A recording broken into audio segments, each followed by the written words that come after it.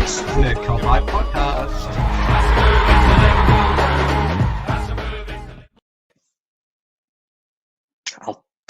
I'll just wait. Yeah, there we go. Just one thing with his award. When people now ask me if I like football, I say yes, I do like football, but not Burnley. Burnley can fuck off. And that's the exact attitude we've all got tonight. Welcome, everybody. Welcome back to the Cobite Podcast. It is the team news. It's just Jay at the minute.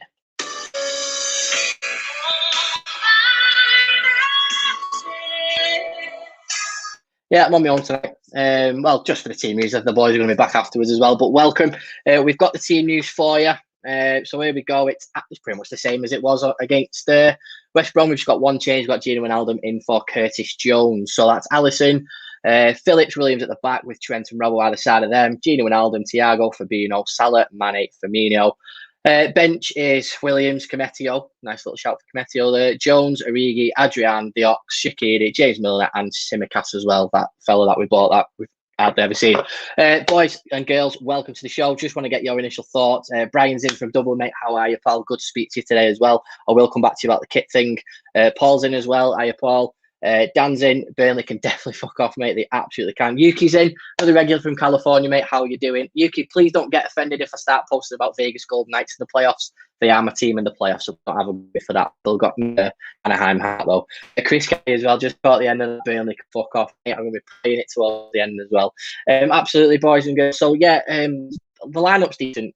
As it was, I don't think we've got many options really in terms of changing it. I think it's good that we stuck with the same side and Gino Wijnaldum come in. Makes sense, to be honest, because Klopp does like a little bit of rotation and stuff like that, and I do think that Gino Wijnaldum can help this Liverpool side against Burnley because Gini has sort of got that box-to-box mentality and he can be quite controlling the midfield as well.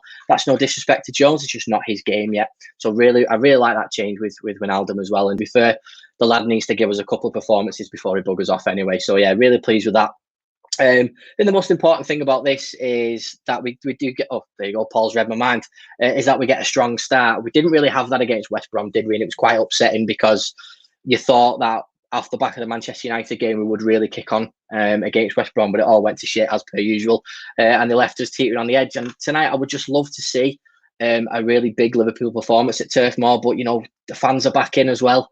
That's such a massive boost for Burnley, and that's the thing that worries me tonight is the Turf Moor crowd. It reminds me of Anfield, you know, because it's very close to the pitch, that old traditional stadium, and I think that will be a factor tonight as well. And credit to Burnley to the way they give a lot. I think most of the tickets for free. I think I've done it for free, which is great, but that's something Liverpool have to combat against as well, because we saw the way Leeds played against Burnley, and I don't know about you guys, but I was wetting my whistle at that, thinking, bloody hell, if Leeds can piss on these 4-0, so can we. And Leeds are a great side, don't get me wrong, but the way we've been playing recently, we should give them a good game.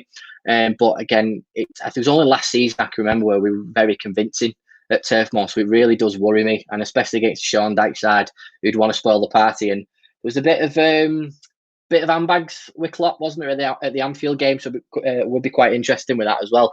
The 1892 Red Podcaster, and they've predicted 3-1 to Liverpool, so fingers crossed that comes through. I'll take that right now. Chris Kelly about Gini. Gini spends a lot of the time on social media, so I might have a point to prove tonight, RE not celebrating. Yeah, it was interesting, that, wasn't it, Chris? I don't know how everybody else thought about it, but if you watch that 5-minute video of Alisson's goal from all angles and you look at Gini, he's not really in the mix with the celebrations, is he, till like a good 30 seconds after it. So yeah, it'd be interesting that tonight in terms of mentality and stuff. So yeah, just hopefully he just puts in a really good performance. Down in YouTube saying, I hope the crowd will actually motivate us to get the result. Absolutely, it can be a total positive for Liverpool as well, because if you have got crowd noise in there and, you know, Liverpool are playing well, it shuts the crowd up a little bit from them shouting abuse at the players and stuff like that. It can really, really have an effect. So it's a really, really good point that Dan's made there, because the crowd can work in your favour as well. Gav on Facebook has said, I think we'll hit them with an early goal. Oh, Gav, if that happens, mate, I'm going to buy you a pint. In fact, I'll buy you a keg for your machine when we decide to go and get some more kegs, mate. Absolutely, I think an early goal is really, really important. Morning, Mr. Favre. How are you, mate? Morning, fucking evening. Fucking what am I talking about? Pope will have a stinker. Well, in fact, let's just have a look at the Burnley lineup because Pope isn't, mate. So there you go. It's still Norris' goal, but again, it's one of them things where no doubt fucking Burnley people will have a fucking good game against us anyway, isn't it? Tarkowski's playing as expected. Westwood's we're gonna have to keep him quiet as well. But Chris Wood's the one that worries me the most against Nat Phillips and Reece Williams. But I think Phillips is going to have an absolute storm. This is probably going to have to be Phillips' best game of the season up against the likes of Chris Wood. So it's there really is pressure is on tonight for that partnership, and I really hope that Fabinho can help Williams out a little bit more than he did at the weekend. I think Williams does need that protection a little bit more. But if Chris Wood can be kept quiet by Nat Phillips, I think we win this game. Neil Perry on Facebook has said desperately need the first goal just to chill us out a bit. Yeah, mate, absolutely.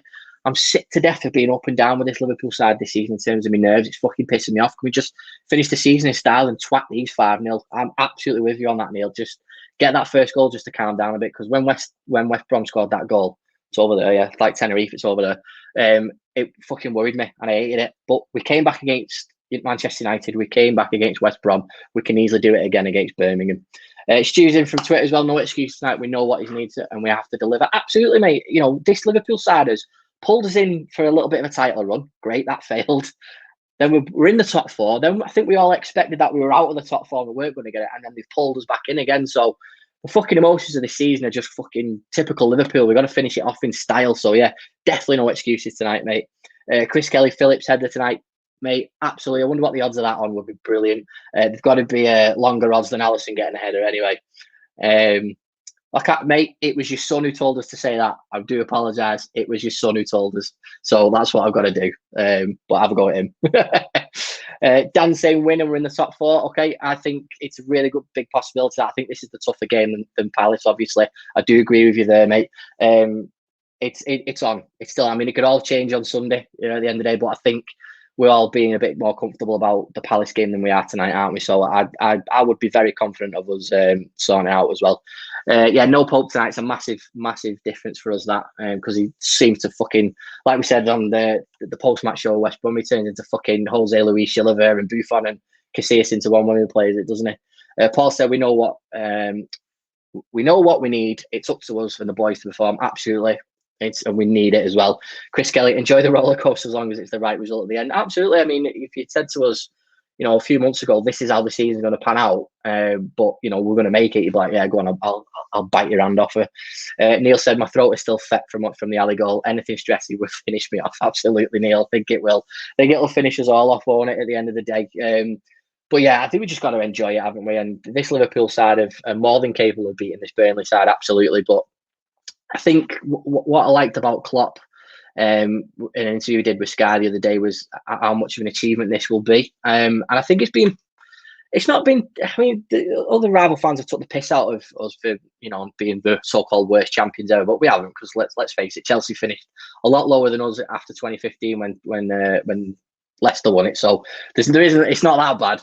But he makes a good point in terms of the achievement because of the way it has been a roller coaster. And I think we will finish this season going, thank Christ it's finished, because I don't think we've ever been so desperate for a season to finish.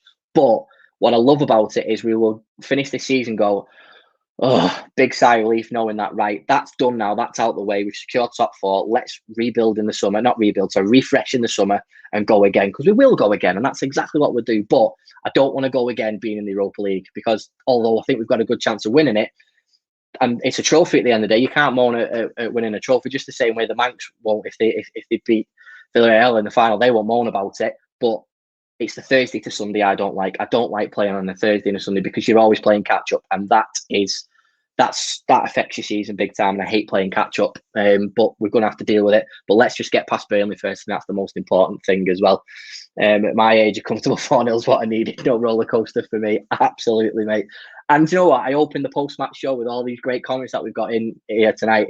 I hope it is 3-1. I hope it is 4-0. I hope in the post-match show with Mick and Tim having a beer going, what the fuck we were worried about? You give fucking Burnley. Fuck off. It really don't matter, does it?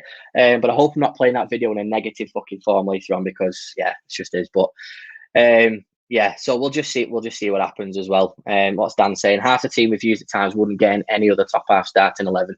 So with that context, ending in the top 4 places will be a huge achievement. Absolutely, mate. Yeah, couldn't have said that better myself. Phillips and Williams will be pinching themselves in terms of the amount of games that they've had this season. And yeah, there's really strong rumours about Kanate coming through, which, you know, I don't know if that is going to happen before. It's obviously not going to happen before the season finishes, but is there a reason for that? Do we need to get top four before he agrees to come? I don't know, but it'd be quite interesting to see how that takes place. And I don't want to think about it. The interesting thing about the Harry Kane situation is I do think he goes to one of the Manchester clubs. I do think that happens. Which one, I'm not asked about. But by him going there, that takes away the option of one of them getting Haaland or Sancho or an Mbappe. And if we get top four, we're in that Champions League, we're still in that conversation, I feel. And I think that's a really good thing. I don't mind Harry Kane going to either one of the Manchester clubs because it means they probably won't get one of those three, which gives us an option to have that. So bit of 4D chest there. But we've got plenty of time to talk about fucking transfers and Champions League. I'm not even there yet. I'm getting fucking ahead of myself. But yeah, we've done a good 10 minutes there. We've got the lineup. I'm excited for the game. These comments have been fucking brilliant tonight, and I really appreciate it, especially because I'm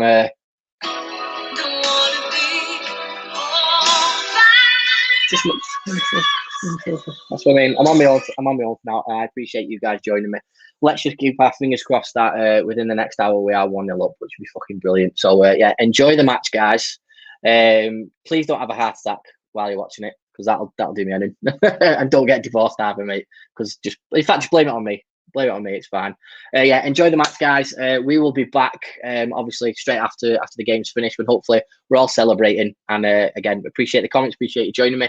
Enjoy it, and yeah, see you after the game. Fingers crossed. Come on, Reds. Fucking 3 points. Do it. Just win a fucking game. Come on. When people now ask me if I like football, I say yes, I do like football, but not Burnley. Burnley can fuck off.